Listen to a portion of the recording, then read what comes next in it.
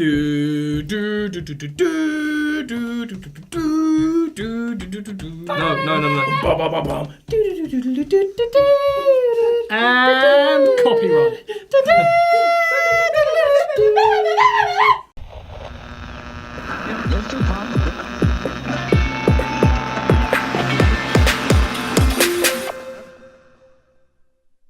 So, Disney commissions a Star Wars themed electronic music album. Cute, right? So you're thinking, shit, the Disney wants a Star Wars electronic music album. I don't want to listen to that. Does anybody want to listen to that? I don't think so. I do. Probably not going to be very good. It'd be interesting. Let's admit it. And then I find out Rick Rubin is executive producer of the project. And then you perk your ears up. You're like, what you saying now? And I'm like, I might have to give it a little listen. You kind of got my interest. And then you read the list of names on this thing. Yeah, and then you fucking get these fucking producers, like the most exciting electronic producers in the world right now, like an amazing list. Troy Boy. Bauer. Cascade. Claude Von Stroke. A-Track. Rick Rubin. Bonobo. Ryksup. Atlas. Flying Lotus. Galantis. Shlomo. You missed out GTA. We were going for the exciting ones. Yeah. Nothing against GTA. That's why I started with Troy Boy. Okay. Okay, so as you can see. I want to give some context on this. Context. Firstly, we did Ryksupp's single from this last We week. did. There was like very little publication for it, so we were like, where the fuck is this from? Why has it got Star Wars in it? Yeah. And Why does this it is have actually, Yeah, that was interestingly good. enough, this is actually the second time Disney have done this. They did it before with an album called Deconstructed, where they got a load of artists, big artists there as well. They didn't have as many artists, and they didn't have as interesting artists. They had more big-time EDM people there. It was people like Avicii was on there and stuff like that, and Armin van Buuren and stuff. Small. And but they had all like remixes of Disney films. So there was some modern ones. There was like Frozen and stuff on there. But then there was also Lion King remixes and stuff by Matt Zhu. And so when I saw this, I was Lion like, King remixes doesn't sound Yeah, but it's does by it? It's it's by actually Matt good. Zhu, so it's okay. that was actually one of the best tracks on there. But that one, I thought it was a bit weak. It had some alright interesting stuff on there. But I was like, I mean, yeah, it's Disney sort of stuff. And then this is very weird because they've got a load of artists on here, but they managed to have quite a consistent feel, which doesn't fit into what a lot of these artists do. It's very much a modern sort of dark festival sort of dance atmosphere on here. Lots of very percussive, very deep tracks, which isn't sort of a lot of what this do. It starts off with Cascade's track, C-3PO's Plight, and it's very un-Cascade. Think of Cascade, you think of songs like I Remember. Big sort of bright progressive arpeggios and stuff and big synths, but this is more of like a half-time sort of flumy sort of track. Flume. Good artist. Check him out. And I actually was surprised with not only how this sounded, but how much I liked this first song. I thought Cascade's opening gambit on this album was pretty interesting. It wasn't one of my faves. I thought it was a piece of shit. I really liked it. Okay. So, was really good. so if you don't know who Rick Rubin is, he's been the producer behind like all the legendary people of all time, like Beastie Boys, Run DMC, Public Enemy, Red Hot Chili Peppers, Johnny Cash, Rage Against the Machine, Jay-Z, Kanye West, Ed Sheeran. He's produced. Eminem as well. Yeah, he's in there. No, that's who he is. He only did Eminem's Little- recent stuff though. little he didn't do known- any of Eminem's come out stuff like he did for a lot of people. Yeah. So, you know this dude has like supreme taste in music. Which is why there are so many sick fucking artists all over this. He's handpicked who he must think are the best. And he has. These are the best. Although interestingly, personally, I thought some of the worst tracks on here, not the worst, but some of the less tracks on here were the ones Rick Rubin did directly himself. Agreed. I thought his track NRG7 was Dull. it was varied, but it was pretty messy and didn't really have anything that much going for it. And his remix of the A-Track and Shag Carver song was just pretty boring trap Didn't like stuff. it. I thought they were two of the weakest, and I was surprised because normally. Sorry, he's breathing heavily in my right ear. I've got to know what's going on here. Have you simply got an I thought it was erection, the or best is it? one. I thought it was the best track. Which one? I thought that A was track. genuinely like the best Which Star Wars one? remix I've ever listened to. Which one? NRG7. Really? Interesting. I thought it was very Rick Rubin. I thought it was awesome compared to everything else I'd listened to before that. I thought genuinely the first 6 tracks on this album were really bad. Really? Yeah. Okay. Because I What about liked the Bower? I like C3PO's The only Plight. thing I liked about the Bow one was his production, but I thought the song itself was actually as bad. I thought the Bow one was pretty good. I really liked the Troybo one actually. I thought the Troybo one was pretty sort of bouncy trap, almost Murmasherous, but not with the sort of softness of him. It was a bit darker. I really liked that. Didn't pique my interest too much. The Troy GTA's Boy. track was pretty generic GTA sort of festival dancey stuff, but I didn't think it was awful. It was amazing. EDM Imperial March. It was like the worst thing ever. Genuinely Yeah, I the didn't- worst didn't- idea didn't like anyone it. has ever come up with. I thought it was alright. But the Rick Rubin ones I thought were bad, man. I Yeah. did not like them at all. I thought the worst song on here was near the end, Ewok Pumpp by Rusty. That I thought that was just that was fucking bad. absolutely Sucked. awful. That was really bad. That was just like the most obnoxious I was shit. not at all into that, but I think that was the worst, I followed thought the by... Bonobo one was nice. It's The because Bonobo Bonobo one- fucking Bonobo is rules. excellent, and the Bonobo Atmospheric. one's really nice, yeah. Really chill, weird, different to everything else on here. The fact that everything on this was basically...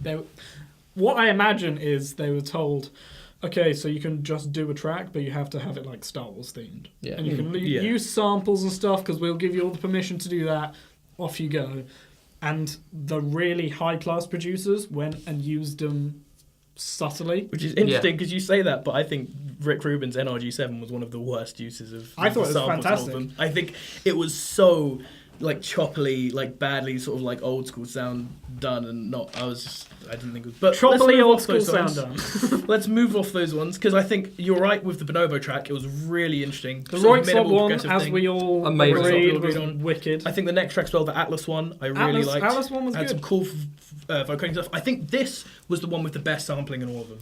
He actually used like Yeah. speech from Han And Solo. he actually made it a thing, and he didn't just have Noises. it like cutting in and being over it. Like in the Roixop run, as much as we liked that track, because I think it was the best. Like the bits that weren't Star Wars were the best in it. Yeah. The best just synthesized stuff going on.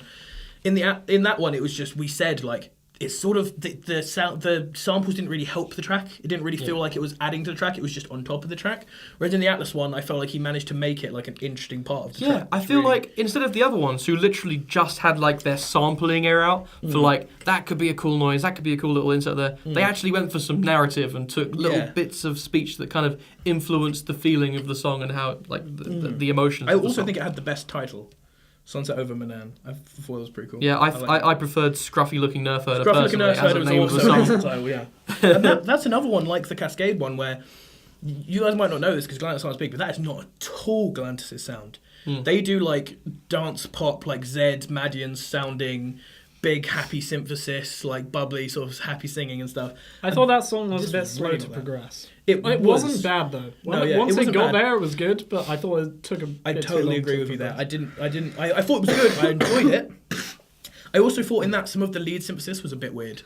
Like some of the leads, I just heard this lead sing and I was like, it just sort of sounds a bit odd. One of the most disappointing ones in here for me was the Flying Lotus track. Really? Where Oh, I- Yeah, enjoyed I was that. actually quite because I enjoyed it. I thought it was good sound. It has sort of typically Flying Lotus sort of wonky beat, the sparse lead, lots of bleeps and bloops, and I was like, this is pretty cool. Sort of quite. I liked the sort of joke in it as well, the "Where are you?" and using that sample of like the sort of self-referential EDM joke thing in there is pretty good. But that was it. It was a whole song of just this nice beat, Yeah. and it didn't do I anything at all. And If that's what someone really like disappointed me. rapped over it, Yeah. probably very cool. If something rapped Like over it, Kendrick, maybe? yeah. If you had Kendrick rapping over it, this 9. could go up to like an 8, you know. But it's right now. It's just like nothing happened. It needed something. It was to really progress. chill. It was a little boring. It's and an probably a excellent bit background beat. too subtle. And it would probably work live. A lot of these tracks will probably be great live in a festival environment. These would probably be absolute banging, but a lot of them weren't so good to listen to. Can I talk about two of my favourite songs on the Yeah. album? First of all, I want to talk about the Bauer song, Cantina Boys. Yep. Now, one thing I love about Bauer is that they are balls out bombastic with, Oh, yeah. with the shit they do, man. And you've got to respect it. And I think the people who like achieved some of the best things in this album were having fun. Yeah. Bauer was having fun of it. And you know who else having fun? One of my favourite producers and owner of the record label, Dirty Bird, Claude Von Stroke. Claude on they Strokes was actually quite had funny. fun with it. He actually just made it into a pretty much a joke, and he had someone singing on it, They had singing, like they actually brought in. and it was actually amusing. Those lyrics are fucking awful, though. It was fun. Yeah, do you know what? I totally agree with both of you on this side of the argument. It was awful, but it was sort of one of those things where you're like, it's not meant to be a great, like, deep song. It's just meant to be kind of fun. Yeah, I mean, like Claude Von Stroke's like style. I mean, he'll probably admit himself. Sound like they could go best over sort of pornographic material. They're that kind of. It's that kind of dance music, you know. It's that kind of house. But I loved the vocals they put over this. I thought it was fun. Do you know what? It made me think of old stuff like when Deadmau5 made the this is the hook. Yeah. And stuff like that, where it's just sort of and it's very similar style of electro, and then they just put something funny over the top so that it doesn't get boring, and then you're just like, if you find it amusing, it's great. Okay. Should we go for best songs? Yes. Only 3, James. Only 3, particular. because you would love this album. This sounds like your style. Let's go. Yeah, I'd give more than 3. No, I wouldn't. I'm gonna go NRG7 by Rick Rubin. Ghomrassen, if that's how you pronounce by it, Bonobo. by Bonobo. And Bounty Hunters by Royksop. Cool, Gareth. Tracks 7, 8, and 9. I'm going to break your rule immediately. I'm going to go C-3PO's Plight, Force, Bounty Hunters, and Sunset Over Manaan. I'm going to break my rule too. Bauer, Cantina Boys. Claude Von Stroke, Barry Drift, All Too Knows. Royksop, Bounty Hunters. Holy shit, fuck off, this is like half the album. That's more than half the album. He hasn't even said 3 tracks yet. He's just said all of the other names of the guys. Atlas, Sunset Over Manaan. Yep. I love the Flying Lotus one. R2, Where Are You? Which is funny still. And you know what? I really like Breakbar at the end. I thought it was just... The Star Tripper, that was interesting, because I felt like when that came on, it sounded like he was going to try and sound a bit like John Williams. Yeah. And it sort of worked. He had that sort of orchestral thing at the beginning, and it was kind of interesting, but I didn't think it went anywhere enough. But it was decent. Yeah. It was. Okay, marks out of 10. Wasn't the orchestral bit just a sample from the Star Wars soundtrack? I'm but not sure. one of the it wasn't main one of the... themes. If it was, it wasn't... John Williams. I really don't think it was, because I listened to that soundtrack a lot. I also read somewhere that they didn't use anything by John Williams on the album. Yeah, so, okay. Well, that's definitely not in there. But yeah. Yeah, marks out of 10, James.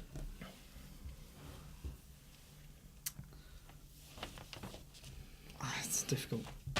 Would you like me to go difficult. first while you think? Yes. Because I think about this, too many of the tracks had a decent idea but didn't feel finished. They felt sort of underdone. Some of them had like just bits that are like, that just doesn't fit. Like the Glanta song had that lead which just didn't fit and stuff. Some of the songs on here were outright bad. And even some of the better ones, I felt, even when I liked them, like the ones I specifically thought this on was Bauer, where and Flying Lotus as well, where I liked them, but I thought they weren't working up to the quality that their name should be. Yeah. Right, I thought they were sort of underperforming, and so I think this would be maybe a strong one, but a 6 out of 10. Okay. James? I personally think that the first 6 songs are like some of the worst songs I've ever listened to. And, So, 9, strong 9? Strong 8. 9. But the 3 songs that I said I really liked, I really, really liked. And then the last half of the album was pretty good, minus Ewok Pumpp, that was shit. Yeah. Star Tripper wasn't great either, it was okay. 5 out of 10. 5 out of 10. I'm going to give it a 6.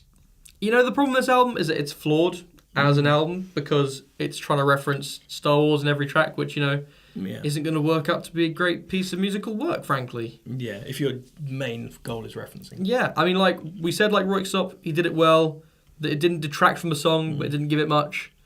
And I feel like with these other ones, it's a bit too just in your face. Definitely with some of them. Like, even like the Bonobo one with the constant R2-D2 kind of gets annoying. I think he fit it in better later, but at points definitely. Yeah.